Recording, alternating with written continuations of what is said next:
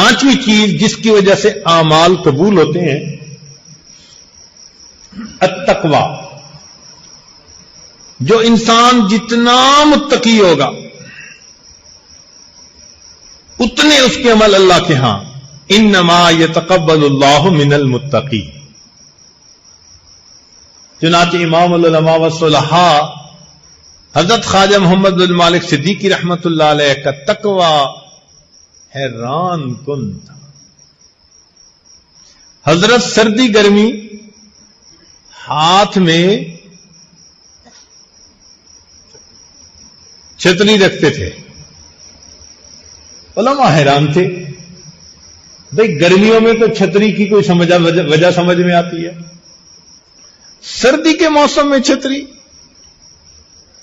تو ایک عالم نے پھر پوچھا، حضرت سخت سردی میں بھی چھتری ہر وقت ہاتھ میں؟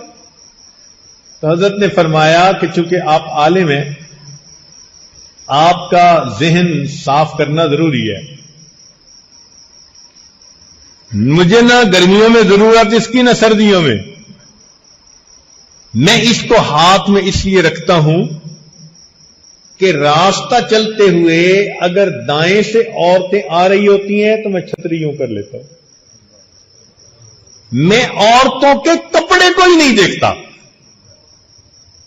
اور بائیں سے آ رہی ہوتی ہیں تو میں چھتری کو یوں کر لیتا ہوں.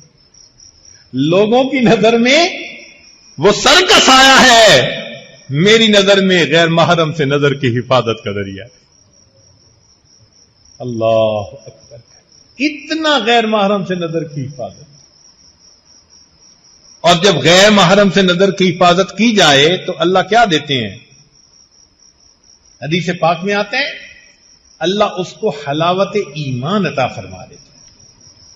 چنانچہ حضرت کی عادت تھی کہ نماز کی جماعت خود کرواتے تھے، اور کئی مرتبہ ایسا ہوتا کہ تکبیر ہو جاتی اور تھوڑے سے توقف کے ساتھ پھر آپ تحریمہ باندھتے، جیسے 20 منٹ 20 سیکنڈ آدھا منٹ، تھوڑا سا وقفہ کئی دفعہ ہو جاتا. حضرت کی جماعت میں اکثر علماء ہوتے تھے.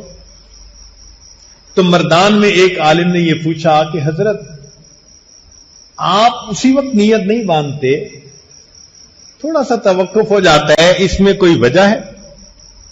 تو حضرت نے آگے سے جواب دیا، مولانا آپ تو عالم لوگ ہیں، آپ کی تو کیفیتیں بنی رہتی ہیں، میں فقیر آدمی ہوں، مصلی پہ کھڑا ہوتا ہوں، جب تک مجھے سامنے بیت اللہ نظر نہیں آتا میں تحریمہ نہیں باندھتا. ادھر غیر محرم سے نظر کی حفاظت کی، ادھر اللہ نے ایسی نماز عطا فرما دی، مقام احسان والی نماز.